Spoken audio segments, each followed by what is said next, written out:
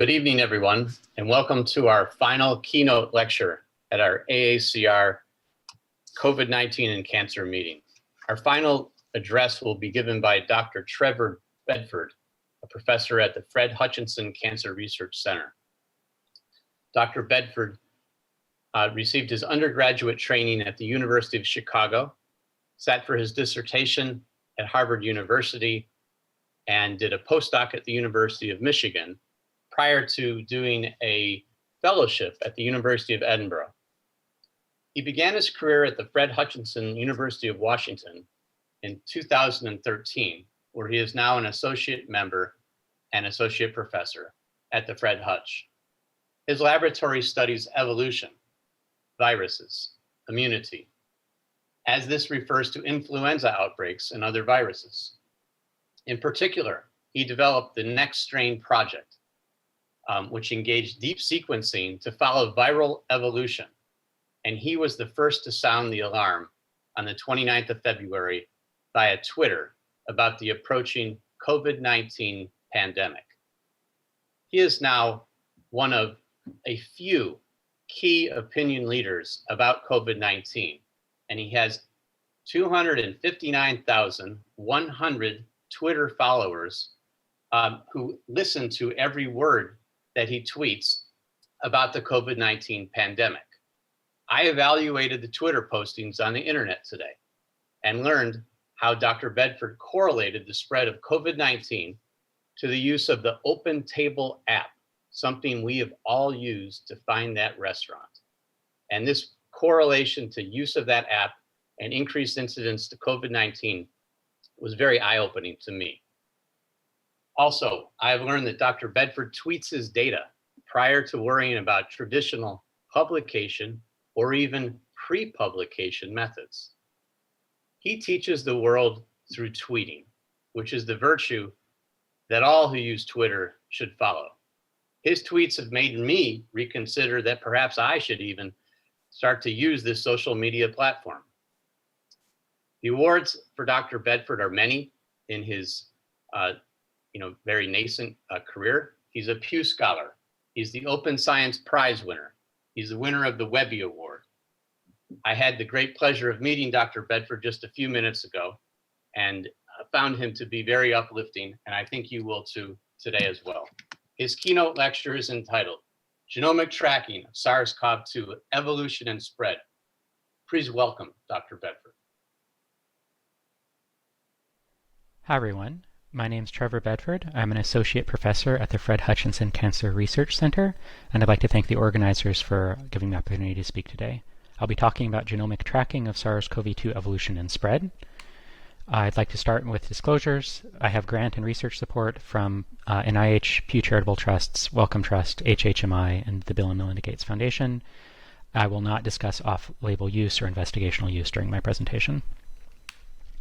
So I'm sure that everyone is looking at stuff like this. I know I am every day. This is showing confirmed cases of COVID-19 caused by SARS-CoV-2 virus throughout counties in the United States. And we really care about this, just from basic infectious disease surveillance standpoint of where are cases occurring. We also, in addition to kind of maybe geography, we might really care about the dynamics through time. And are cases increasing or decreasing? Are our control measures being effective? And this sort of thing. And so here we're looking at Arizona, California, Florida, and Georgia, where we've seen the very recent kind of surge in cases. Case data is very valuable. It's very informative. However, it doesn't always tell us the full picture. We can have asymptomatic cases that might not be asymptomatic infections that might not be recorded as cases, and so on. There might be biases and holes in this surveillance system. So generally, we have this significant fog of war that's going on, where we don't exactly know what's going on with the COVID pandemic. We can make best guesses and inferences, but there's a lot of kind of holes in our understanding. So one thing that I've really been focused on is using genomic approaches to offer an orthogonal data source to understand the pandemic. And to show what this looks like, if we have this simple epidemic process, so let's say this individual is sick for 10 days, they kick off a couple secondary infections which cause their own secondary infections and so forth. And so we get this kind of epidemic spread because of this. what we can go in and do is we can sample some of these individuals, take a swab from their nose, sequence the virus out of that swab. And when we do this, what we'll find is that there'll be particular mutations that are genetic changes that are shared by these infections. And so we'd see that these two infections share this purple mutation. This is a single nucleotide change somewhere in the 30 kilobase genome. These 4 infections share this orange mutation, which is a different single nucleotide change. This one infection has this blue mutation. So we can use these mutations then, the patterns of shared variation, to reconstruct an evolutionary tree or a phylogeny from the samples. And so then we can take this phylogeny and looking at it, we can understand something about the underlying epidemic process. And this can prove hugely helpful for understanding of epidemics. So if we then take this sort of approach and go back to January 11th, this is, at this point, there were the first 5 SARS-CoV-2, what became known as SARS-CoV-2 genomes shared by researchers in China at Wuhan University, Fudan University, and the Chinese CDC. And then just from the first 5 genomes, we could see that it's a novel coronavirus, that is a SARS-like coronavirus. So here's this SARS clade that in 2002, 2003 infected many people, and we know that there's kind of human-to-human spread of this virus. Novel coronavirus at that point sits close to this diversity, sits outside circulating diversity in bat coronaviruses, giving us a strong inference that it was circulating in bats 20, 50 years ago, then spilling over to humans through some, either directly or through some unknown animal intermediate. And so already on January 11th, from these first few genomes, we are already concerned by this, just because the sort of virus it is. However, if we go forward to just 8 days, at this point we have the first 12 genomes that are publicly shared. These derive from both Wuhan and a couple of travel introductions to Bangkok, shown here in red. And really what this showed is that these genomes all lacked significant genetic diversity. So these 5 were completely identical at all 30,000 bases. These 2 have 1 mutation, these have 2 mutations, this one has 3 mutations that make it distinct. But overall, this is a very small number of mutations across the entire genome. So from this, on January 19th, we could conclude that all of these viruses shared a very recent common ancestor due to the molecular clock rate of evolution of coronaviruses. And so we could infer from this January 19th data that there's a single introduction into the human population between November 15th and December 15th, and there's human-to-human epidemic spread from this point forwards. So at this point, I freaked out. A number of colleagues did as well. And I spent the week of January 20th alerting public health officials of what's going on, and have since then aimed to keep nextstrain.org up to date with kind of genomic data as it comes in. So a little bit about this. So NextStrain is this project to conduct real-time molecular epidemiology and evolution analysis of emerging epidemics. It's in close collaboration with Richard Nair at the University of Basel and members from both of our labs. And basically, it's a suite of bioinformatic tools. All of the code is completely open source up on GitHub, github.com/nextstrain. And this is something that we very much believe in this kind of open approach to science. We have 2 real central aims here. One is to have rapid and flexible phylogenetic analysis, and 2 is interactive visualization. So what we do is we pull in data from GenBank or GISAID, or basically wherever genomic data is being shared. For SARS-CoV-2, it's mainly GISAID. And then we process this data in Auger, which is our informatic processing pipelines. This spits out a kind of package for visualization in Auspice, which is what you interact with on the nextstrain.org website. And this kind of gives us a picture of what's going on. So we're happy that we could make this work fast. It's say we have 3,000 SARS-CoV-2 genomes on a decently recent laptop. We can align things with math in about 20 minutes, build a maximum likelihood tree in 40 minutes, resolve time and geography using in about 50 minutes, taking a total of about 2 hours. So something that can, as new data comes in every day, we can keep things updated. Currently, the data flow for SARS-CoV-2 is that labs are contributing directly to the GISAID database, and GISAID is doing this great job curating that data. There's now over 63,000 full SARS-CoV-2 genomes from all over the world. We pull in a complete data set from GISAID every 24 hours. This triggers an automatic rebuild on AWS. Then we manually look at things to make sure nothing went haywire, and we update lat longs, etc. Then we push this build online to nextstrain.org and tweet the update from @nextstrain. So if we go back and look at kind of how things have evolved over time, if we look at samples that collected between December 15th and January 15th, we can see this initial emergence in Wuhan in November 2019, or the very beginning December 2019, again owing to not very much genetic diversity at this point. So we see this emergence spread within Wuhan during this month here, and not many other places at this point. However, we go January 15th to February 15th. At this point, we really have the majority of the Chinese epidemic.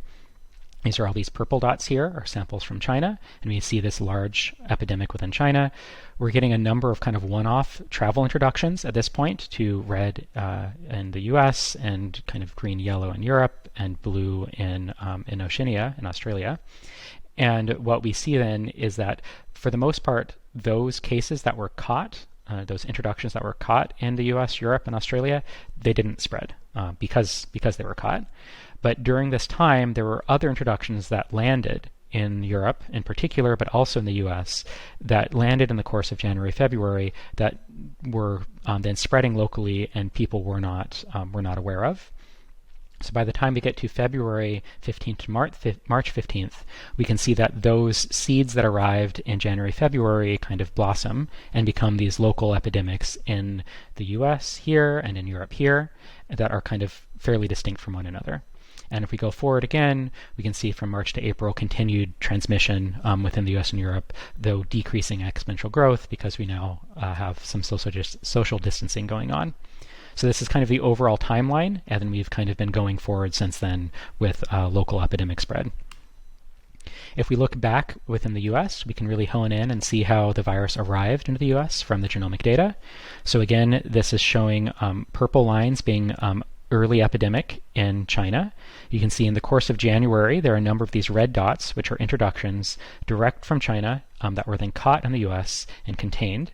However, there was an introduction at the end of January, the beginning of February, that was not caught, that then spread and then resulted in a large number of large epidemic in the course of February and March. There are other introductions that then occurred in the course of February from Europe multiple times, a couple through New York City that really kind of vectored things strongly, but other introductions direct from Europe that also spread locally. This is kind of the story of how the virus then started and spread early on in the US. If we look then from this time, we can see that from March forward, now each dot is a virus collected from the US. Oranger dots are from the West Coast, bluer greener dots are from the East Coast. And you can see that there's just a lot of mixing. It's not like there's a single Washington variant and a single California variant and a single New York variant. That really, there was enough travel while things were getting established during March that really it mixed well everywhere. Then going forward, we don't have as much data from June, just because it takes time to do this, the laboratory work. In this case, we then see that there are these kind of lineages that come forward that are localized. So there has been less travel recently, and that's caused there to be more of a Southern California lineage and a Wisconsin lineage and so forth. I'm assuming this is something that we'll see more generically going forward. And again, to kind of look at really how fast things really were, this is that introduction early on from China into North America, into the US, at the end of January, the beginning of February. And we can see that really establishes early on in Washington State and Seattle, but in the course of just 2 months, basically gets to everywhere in the US in some fashion. So there's really, really rapid spread at this point. So we can see that then sequencing is immediately useful for epidemiological understanding. It tells us something that kind of gives us additional data to case counts and is particularly useful for understanding patterns of spatial spread and timings of introductions. It's something that we've really focused on and other people have worked on as well. But in addition to the kind of epidemiological aspects, we really would like to know if these mutations to the SARS-CoV-2 genome might be causing functional impacts as well, and that this aspect should be studied as well. So one thing that's been particularly important here is that the spike mutation at D614G, so spike is the protein that SARS-CoV-2 uses to attach to ACE2 receptors in human cells, so it's particularly important for the virus. This D614G mutation occurred early on in the epidemic. So we have, again, the Chinese epidemic here in purple. During January, one of the transmission chains within China has this mutation occur, this D614G mutation. And then it happens to be the case that this virus is the one that lands in Europe in January and really establishes the European epidemic. And so because of this, we see that, that if we look globally, that China and East Asia and Southeast Asia are primarily D variant, the ancestral variant. Europe is primarily this G variant because it established early on, whereas the US and Australia are a bit of a mix, and because they have introductions direct from China as well as introductions from Europe. However, what we've seen is that if we look across states in the US and territories in Australia, we see that there are continued increase in this G variant over time in basically everywhere we've looked and everywhere other people have looked. And so we see that the proportion G over time has steadily increased. This is consistent with this G variant being more transmissible, having a higher intrinsic reproductive number and being able to spread more easily through some unknown mechanistic means. However, it's really difficult to completely get rid of these founder effects and to control for epidemiological confounding. So we know that this G variant really took off in Europe, and it really could be that all of these different introductions from Europe kind of again and again have driven G to be higher frequency than D. And it's nothing at all due to the fundamentals of fitness of the virus, the function of the virus, but instead it's due to epidemiology. This is quite complicated to completely pick apart. A couple things that we and others have looked at there. So this is from the Korber et al. Paper, where they look at in Sheffield, UK, and they see in their cohort that individuals with this G variant tend to have lower CT values. This is a proxy for a higher viral load in this case, which would fit with something that's more transmissible if viral load is slightly higher. We were able to replicate this result in a cohort within Seattle, Washington, seeing again that the G variant has a lower CT value and a higher viral load than the D variant, so some inklings of functional impact there. Additionally, if we do these more sophisticated phylogenetic models, we see that in the UK that this G clade eventually overtakes the D clade. It was more of the exception in Europe of having both variants that circulate. And if we look in Washington State and we look at effective reproductive number through time, we can see that once kind of control measures kick in and social distancing kicks in at the beginning of March, we see that the D variants immediately kind of dive, whereas the G variants are more successful despite the control measures. Consistent with it being more transmissible. However, there are kind of these subtle things going on with where in the state things are circulating and how people are behaving in the state. And so we're not completely confident that this effect is certainly G versus D. It could have these this more subtle epidemiological confounding. So not able to say completely yet whether this is actually a kind of functionally relevant variant, but it may well be the case. So so moving forward, I believe that these epidemiological and evolutionary analyses are going to continue to be hugely helpful. One thing that we in the field really need to be working on is better methods for large data sets. This has kind of been going in this direction in general of having lots of genomic data, but SARS-CoV-2 really kicked things into gear, where now having methods that could deal with tens of thousands of genomes is highly necessary.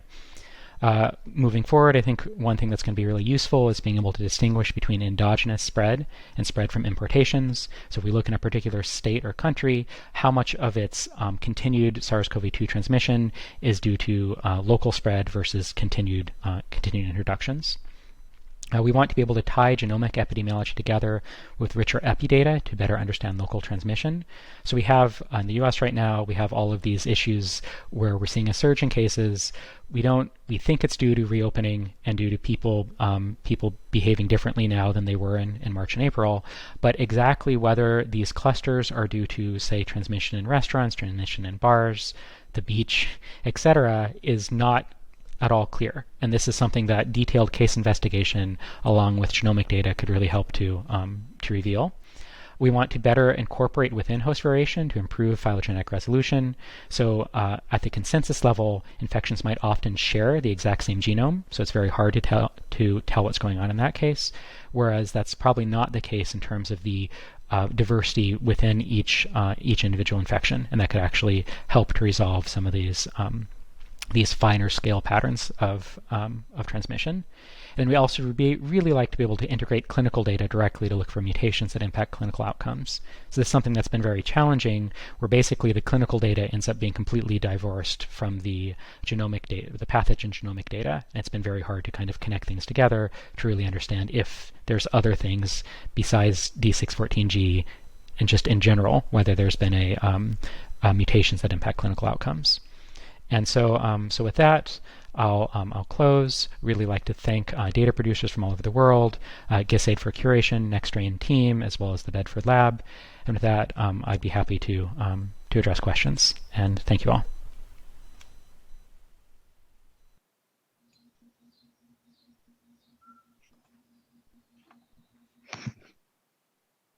Thank you very much, Trevor, for a terrific keynote presentation. Thank you, David. You make a really interesting point at the end, which is, can you take the sequence of the virus and compare that to the pathogenicity of the virus, different populations of patients? Of course, we may know the most about the patients that are admitted to the hospital, where we can get samples from the patient and study them over time carefully. And that certainly would be one end of the spectrum we want to know about. There's also this growing other end of the spectrum of the asymptomatic carrier. And I've been asking lots of speakers questions about the asymptomatic carrier because, as Dr. Fauci pointed out in his opening keynote, that may constitute 40 to 50% of all the individuals who are infected, folks who just never have a symptom. And this is what, to me, sets it apart from all the other viruses that can be very damaging and lethal, is that how is it possible to have this huge population that are ignoring the presence of the virus, almost like potentially the bats, where the virus live in the mucous membrane and the bat flies around and gets its insects, and they have some type of symbiosis, which works for them. Have you had any chance to sequence the virus from so-called asymptomatic carriers to ask if there was anything at a genetic level that was different? It's a really good question. We haven't done this. The tricky bit here kind of falls into this general issue where there's a lot of sequences that are shared publicly, which is great, but they usually lose their kind of metadata, their epidata that's attached to them in the process of getting shared. And so there's no field right now for symptomatic versus asymptomatic sequences. You need to go in and do a specific study. With our data from SCAN in Seattle area, King County, we have this data, but we don't quite have enough samples, I think, to have a reliable estimate of this. I think generally the level, kind of this asymptomatic transmission is asymptomatic infection is super interesting, super weird. There's multiple hypotheses here. I think probably you'd find that the biggest impact would just be infectious dose. And so if someone was exposed to more virus versus another person exposed to less, my guess would be that would be the primary determinant for whether an infection is asymptomatic or symptomatic once you control for age. Yeah. No. So in the cancer field, what we're used to is our patients that actually want to contribute their samples to our studies so that we can learn more about cancer. Now, in the coronavirus space, is there such an availability open? Can patients contact you from Arizona or Florida or even my current home state of New York and say, Dr. Bedford, you seem to have your eye on the ball better than anyone I know. Can I send you my sample? We don't have that capacity right now, maybe someday. So right now, we have this scan study where people that are in King County can sign up, and we'll send someone a kit to their door. They can swab their nose and send that back to us. We ask them to fill out a red cap survey with some kind of basic information. It would be great to have this be something that could be nationwide. It obviously doesn't exist right now. I think there is this really critical issue that's been really frustrating, where we are testing a whole lot of people, but we don't record all of the information that we might want to know. And so there are things like exposure setting and kind of all of these things that might have epidemiological relevance that is really just difficult to know because we're not recording this information. And so something that is kind of larger scale here would be really good. Okay. Now, SARS-CoV-1, that happened, almost 20 years ago. And what I recall from that event is that it was an infection that made people sick and killed, sadly, a good number of people, but it also burned out right away. And the hypotheses that I've heard is that it didn't have this big population of so-called mildly symptomatic people. If you look at the genome of SARS-CoV-1 and look at the genome of SARS-CoV-2, which probably you've done, can you intuit some pathogenic newness to SARS-CoV-2 that is lacking in SARS-CoV-1? Just from looking at the genome, I definitely can't do this. I think folks that might be more experts in actual coronavirus virology might be able to kind of intuit some things here. From the genome by itself, we could get hints that it's like, even if you just had the genome kind of in isolation, that it's human-human transmissible just because it can bind to human-like ACE2 receptors. But kind of greater insights into pathogenicity are quite difficult there. I think what the key thing with original SARS-CoV-1 was that that rather than burning out, that there wasn't this critical kind of pre-symptomatic period where someone's infectious. So generally people got sick and then they weren't really shedding virus until they got sick. And so it made it something that rather than having to do all this testing and screening of people that aren't yet showing symptoms, you could just isolate people that are showing symptoms and basically halt spread of the epidemic that way. And so without having to do any of kind of the molecular work. And I think that's really what brought SARS-1 under control. I see. Okay. So the lack of the pre-symptomatic phase, that's very interesting. So you did mention a few times that in the state of Seattle, state of Washington, as well as elsewhere, the imposition of social distancing and other public health guidelines, you can actually see the effects by tracking certainly a number of cases, but even in the viral, in the glycine versus the aspartame mutant strain that, the glycine mutant hung around, versus the aspartate, which is wild type, I guess, which crashed back down. Have you, do you think that there's anything else from a public health standpoint that can be done besides the masks and the gloves and the, talk to each other by the TV screen as compared to in each other's office? Is there anything additional that we could be doing as a society other than adopting the guidelines that have been suggested to us numerous occasions by our public health officials? I think there's some potential so maybe categorize this as maybe three large things. One is everyone should be wearing masks. This is a pretty straightforward to do, or shouldn't be that hard really. Two would be test, trace, isolate, and having that capacity set up. That is challenging to do at scale and at this turnaround that needs to exist. So the test results need to come in very quickly.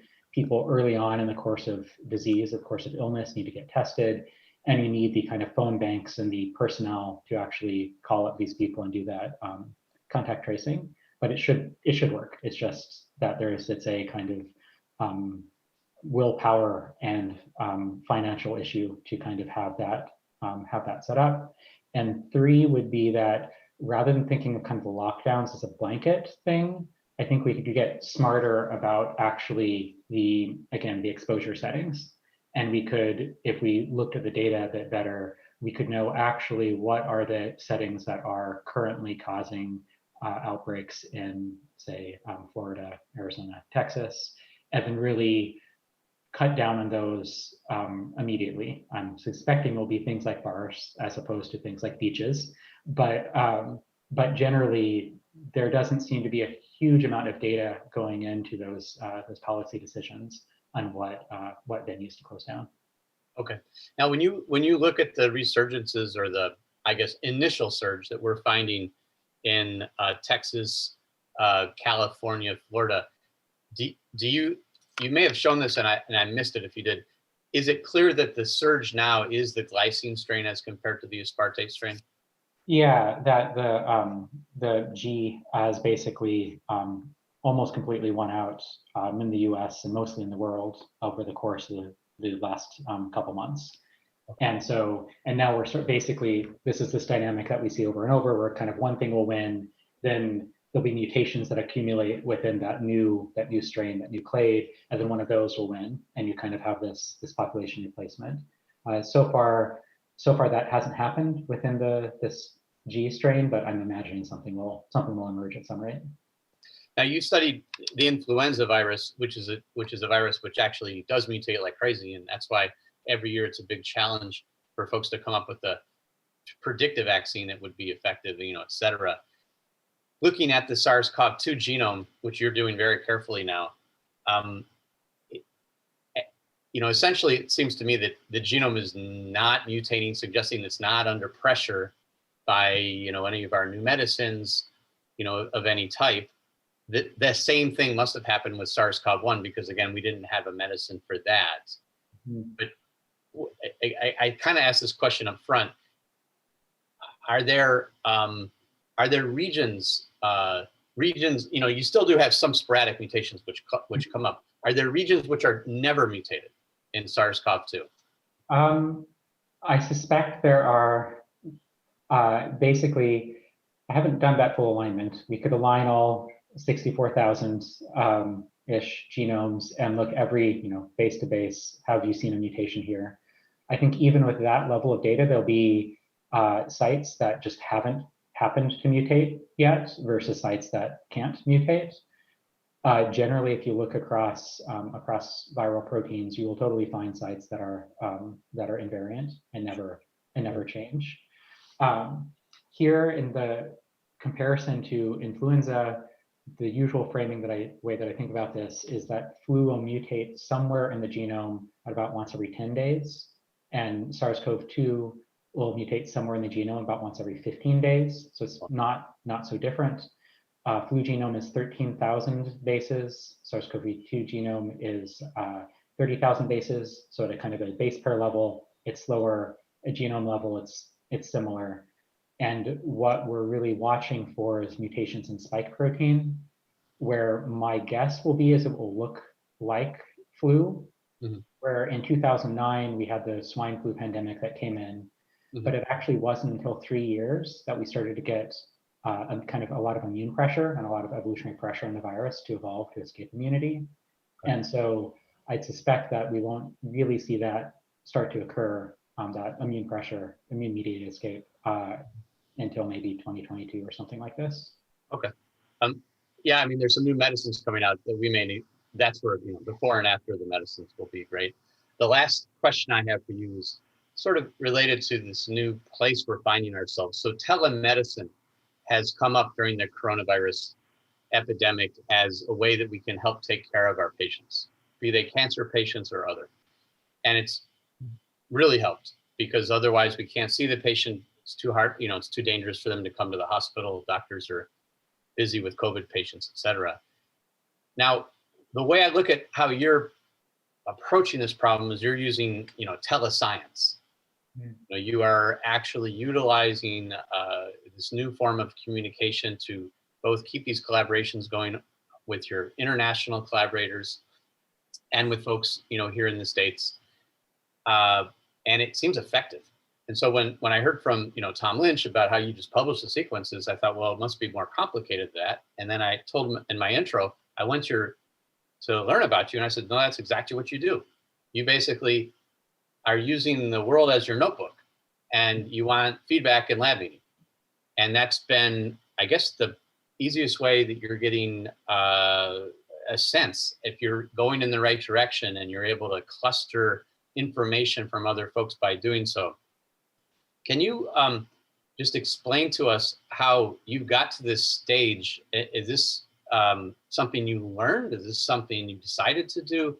Is this something novel about folks who study evolution and viruses and epidemics?